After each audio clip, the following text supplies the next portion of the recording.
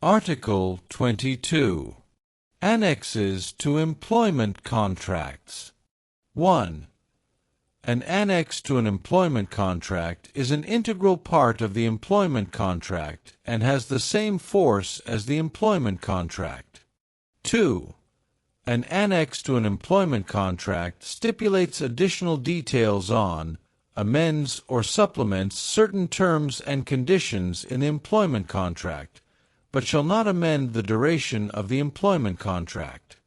Where an annex to an employment contract stipulates additional details about certain terms and conditions in the contract that may lead to a different interpretation of the employment contract, the contents of the employment contract shall prevail.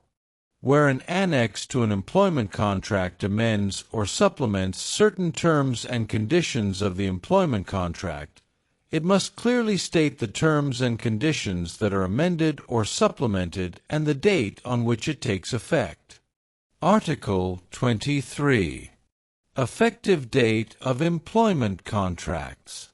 An employment contract is effective on the date on which the contract is concluded by the two parties, unless otherwise agreed by both parties or stipulated by law.